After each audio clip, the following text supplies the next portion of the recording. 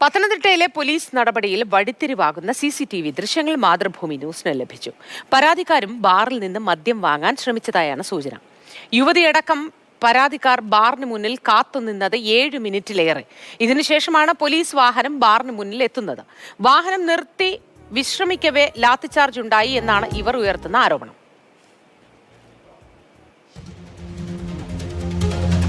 വിവരങ്ങളുമായി CK അഭിലാൽ ചേരുന്നു. Abhilal, good morning.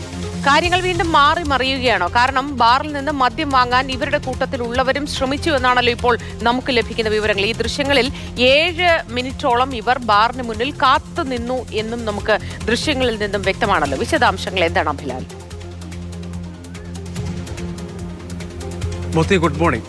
ചൊവ്വാഴ്ച രാത്രി പത്തനംതിട്ടയിലുണ്ടായ പോലീസ് നടപടിയെ ഒരു കാരണവശാലും നമുക്ക് അംഗീകരിക്കാൻ കഴിയില്ല. പൊതു ഇടത്തിൽ പോലീസ് ഏത് ദിശയിൽ പെരുമാറണമെന്നുള്ള സേനയിലെ പൊതു മാർഗനിർദ്ദേശങ്ങളുടെ ലംഘനമാണ് അവിടെ സംഭവിച്ചിട്ടുള്ളത് എന്ന് ദൃശ്യങ്ങളിൽ വ്യക്തമാണ്. അതിനെ നമ്മൾ പൂർണ്ണ അർത്ഥത്തിൽ തള്ളിക്കളയുകയും ചെയ്യുന്നു. അതേസമയം തന്നെ പരാതിക്കാർ ഉയർത്തുന്ന ആരോപണങ്ങൾ, അവരുടെ വിശദീകരണം, ഇവ രണ്ടും പൂർണ്ണ അർത്ഥത്തിൽ വിശ്വാസത്തിലെടുക്കാൻ കഴിയില്ല എന്നുള്ളതാണ് CCTVയുടെ പരിപൂർണമായ ദൃശ്യങ്ങൾ പരിശോധിച്ചാൽ നമുക്ക് മനസ്സിലാക്കാൻ സാധിക്കുന്നു. അതിന് 2 കാരണങ്ങളുണ്ട്. അതിലേറ്റവും പ്രധാനപ്പെട്ട പരാതിക്കാരിയും അവരുടെ കുടുംബാംഗങ്ങളും ബന്ധുക്കളുമായിട്ടുള്ള ആളുകളും പത്തനംതിട്ടയിലെ ഹെയ്ഡേ ബാറിന് മുൻപിൽ 7 മിനിറ്റ് 24 സെക്കൻഡ് സമയം കാത്തു നിൽക്കുന്നു എന്നുള്ളതാണ് CCTV ദൃശ്യങ്ങളിൽ നമുക്ക് കാണാൻ സാധിക്കുന്നത്. പരാതിക്കാരിയും അവരുടെ ബന്ധുക്കളായിട്ടുള്ള ആളുകളും ബാറിന് സമീപത്തേക്ക് എത്തുമ്പോൾ സമയം 10 മണി കഴിഞ്ഞ് 47 മിനിറ്റ് ആകുമ്പോഴാണ്.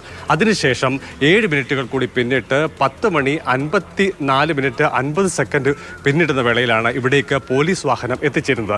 ഇവർ കാത്തു നിൽക്കുന്ന വേളയിൽ പരാതിക്കാരിയും അവരുടെ ഭർത്താവും പുറത്തു നിൽക്കുമ്പോൾ തന്നെ ഇവരോടൊപ്പം വന്ന യുവാക്കളിൽ ചിലർ ബാറിലേക്ക് പോകുന്നതും ബാറിലെ ജീവനക്കാരുമായി സംസാരിക്കുന്നതും പിന്നീട് മടങ്ങി വരുന്നതും നമുക്ക് ഈ ദൃശ്യങ്ങളിൽ കാണാൻ സാധിക്കുന്നുണ്ട്.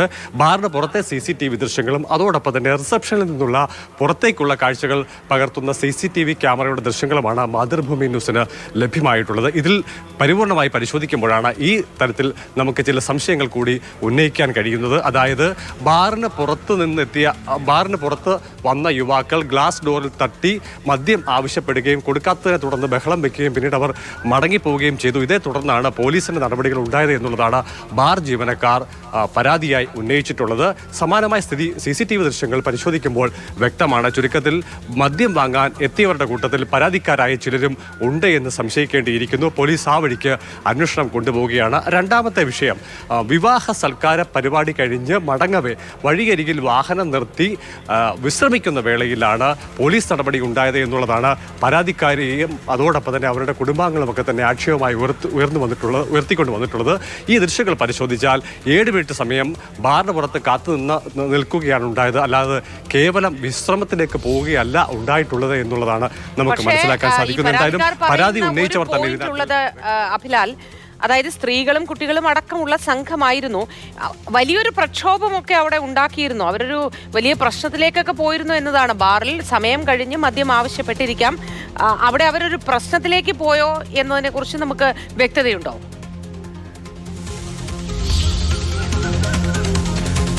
ദൃശ്യങ്ങളിൽ യുവാക്കൾ നിരവധി പേർ ബാറിന്റെ ഗ്ലാസ് ഡോറിന് പുറത്ത് വന്നു നിന്ന് സംസാരിക്കുന്നതും ജീവനക്കാർ മദ്യം നൽകാതിരിക്കുകയും പിന്നീട് അവർ മടങ്ങിപ്പോവുകയും ചെയ്യുന്നു എന്നുള്ളതാണ് കാണാൻ സാധിക്കുന്നത്. ഏറെക്കുറെ 7 മിനിറ്റ് സമയത്തിലധികം സമയം യുവാക്കളുടെ ഒരു കൂട്ടം ബാറിന് മുന്നിൽ പല ഭാഗത്തായി കാണുന്നുണ്ട്. അവർ പിരിഞ്ഞു പോകാത്തതിനെ തുടർന്നാണ് ബാർ ജീവനക്കാർ പോലീസുമായി ബന്ധപ്പെടുന്നത്. അങ്ങനെയാണ് പോലീസ് എത്തുന്നത്. വന്നപാടെ പോലീസ് വാഹനത്തിന്റെ ഡോർ തുറന്നിറങ്ങുകയും അടിപൊട്ടിക്കുകയുമാണ് ഉണ്ടായത്. അങ്ങനെ ആണ് പോലീസ് അതിക്രമത്തിലേക്ക് കാര്യങ്ങൾ എത്തിച്ചേർന്നത്. ഈ സമയം പരാതിക്കാരിയും അവരുടെ ഭർത്താവും പരസ്പരം കൈ പിടിച്ചുകൊണ്ട് റോഡ് ക്രോസ് ചെയ്ത് പോകുമ്പോൾ പിന്നാലെ എത്തിയ പോലീസ് ഉദ്യോഗസ്ഥൻ അവരെ ഓങ്ങി അടിക്കുന്നതിന്റെ ദൃശ്യങ്ങൾ കൂടി ലഭ്യമായിട്ടുണ്ട്. ചുരുക്കത്തിൽ പോലീസ് അതിക്രമത്തെ നമുക്ക് തള്ളിക്കളയാൻ കഴിയില്ല, അല്ലേ? അതെ, പോലീസ് അതിക്രമത്തെ ഒരു കാരണവശാലും ന്യായീകരിക്കാൻ കഴിയുന്നതല്ല. അതേസമയം തന്നെ പരാതിക്കാർ ഉയർത്തിയ ആക്ഷേപങ്ങൾ, അവർ ഈ ഏത് സാഹചര്യത്തിൽ അവിടെ എത്തി എന്നുള്ള കാര്യത്തിലെ വിശദീകരണം, അവ CCTV ദൃശ്യങ്ങൾ പരിശോധിക്കുമ്പോൾ പൂർണ്ണ അർത്ഥത്തിൽ വിശ്വസിക്കാൻ കഴിയാത്തതാണ്. പക്ഷേ ഇതുകൊണ്ട് പോലീസ് നടപടിയെ യാതൊരു തരത്തിലും നമുക്ക് സാധൂകരിക്കാനും കഴിയുകയില്ല. തീർച്ചയായിട്ടും നമുക്ക് സാധൂകരിക്കാൻ കഴിയുന്നതല്ല. ഏതായാലും പരാതിയുമായി ഇവർ മുന്നോട്ട് പോകാൻ തന്നെയാണോ തീരുമാനം? വിവിധ കമ്മീഷനുകൾക്കൊക്കെ പരാതി കൊടുക്കാൻ ഉദ്ദേശിച്ചിട്ടുണ്ടല്ലോ, അല്ലേ? അതെ, പരാതിക്കാർ ഇന്നലെ അഭിഭാഷകനുമായി കൂടിക്കാഴ്ച നടത്തിയിരുന്നു. അതിൽ അവർ എത്തിച്ചേർന്നിരിക്കുന്ന ഒരു തീരുമാനം എന്നുള്ളത് വൂണ്ട് സർട്ടിഫിക്കറ്റ് അടക്കം ലഭ്യമാകുന്ന മുറയ്ക്ക് വൈകാതെ തന്നെ തുടർ നടപടി നിയമപരമായി തന്നെ സമാന്തരമായി കൊണ്ടുപോവുക എന്നുള്ളതാണ്. അതിൽ ഏറ്റവും പ്രധാനപ്പെട്ടത് ഈ കേസിൽ SC/ST അട്രോസിറ്റി ആക്ട് കൂടി ഉൾപ്പെടുത്തണം എന്നുള്ളതാണ്. കാരണം പരാതിക്കാർ എല്ലാവരും പിന്നോക്ക വിഭാഗത്തിൽപ്പെട്ട ആളുകളാണ്. അതുകൊണ്ട് തന്നെ പോലീസ് ഉദ്യോഗസ്ഥർക്കെതിരെ ഈ ഒരു വകുപ്പ് കൂടി ഉൾപ്പെടുത്തേണ്ടതുണ്ട്. നിലവിൽ BNS വിഭാഗത്തിലെ 4 വകുപ്പുകളാണ് ഉൾപ്പെടുത്തിയിട്ടുള്ളത്. അതിലൊന്നത് ജാമ്യം ലഭിക്കാത്ത വകുപ്പാണ്. അത് 118(2) എന്നുള്ളതാണ്. അതായത് അതിക്രമത്തിലൂടെ എല്ല്, പല്ല് തുടങ്ങിയവയ്ക്ക് കേടുപാടുകൾ സംഭവിക്കുന്ന തരത്തിലോ അല്ലെങ്കിൽ പരിക്കേറ്റ് 3 ആഴ്ചയിലധികം ചികിത്സയിൽ കഴിയേണ്ട സാഹചര്യമോ സൃഷ്ടിക്കപ്പെടുമ്പോഴാണ് സ്വാഭാവികമായും ഈ വകുപ്പ് ഉൾപ്പെടുന്നത്. ഇത് ജാമ്യം ലഭിക്കാത്ത വകുപ്പാണ്. ഈ വകുപ്പുകൾ ഉൾപ്പെടുത്തിയാൽ മാത്രം പോരാ, അതിനേക്കാൾ വലിയ ഒരു കൃത്യമാണ് നടന്നിട്ടുള്ളത് എന്ന് കോടതിയെ ബോധ്യപ്പെടുത്തി കോടതിയുടെ ഉത്തരവിന്റെ അടിസ്ഥാനത്തിൽ പോലീസ് നടപടികളെ ആ ദിശയിലേക്ക് കൊണ്ടുപോകാനുള്ള ശ്രമമാണ് ഒരു കാര്യമായി അവർ മുന്നോട്ട് വെക്കുന്നത്. 2, മുഖ്യമന്ത്രി അതോടൊപ്പം തന്നെ മനുഷ്യാവകാശ കമ്മീഷൻ, പട്ടികജാതി കമ്മീഷൻ എന്നിവയ്ക്ക് കൂടി പരാതി നൽകാൻ വേണ്ടിയുള്ള ശ്രമം കൂടി നടക്കുന്നുണ്ട്. അത് ഇന്നോ നാളെയോ അതുമായി ബന്ധപ്പെട്ടുള്ള കാര്യങ്ങളുമായി മുന്നോട്ട് പോകുമെന്നാണ് പരാതിക്കാർ അറിയിച്ചത്. ശരി അഭിലാൽ, ഏതായാലും കാര്യങ്ങളിൽ കുറച്ചുകൂടി വ്യക്തത വരേണ്ടതുണ്ട്.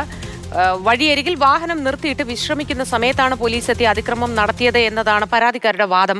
പക്ഷേ അതിൽ കുറച്ചുകൂടി കൃത്യത വരേണ്ടതുണ്ട് എന്ന് തോന്നുന്നു. കാരണം മാതൃഭൂമി ന്യൂസിന് ലഭിച്ച ദൃശ്യങ്ങൾ, വിവരങ്ങൾ അനുസരിച്ച് അവർ 7 മിനിറ്റോളം ഈ ബാറിന് മുന്നിൽ ചെലവഴിക്കുന്ന ദൃശ്യങ്ങളുണ്ട്. ബാറിൽ അത് അക്കൂട്ടത്തിൽ ചിലർ ബാറിൽ മുട്ടി വിളിക്കുന്നതും സംസാരിക്കുന്നതുമായ ദൃശ്യങ്ങൾ ഉണ്ട്. അങ്ങനെയെങ്കിൽ ഈ വിശ്രമിച്ച സമയത്താണ് അതിക്രമം ഉണ്ടായത് എന്നതിൽ ഒരു മാറ്റം ഉണ്ടായേക്കാം.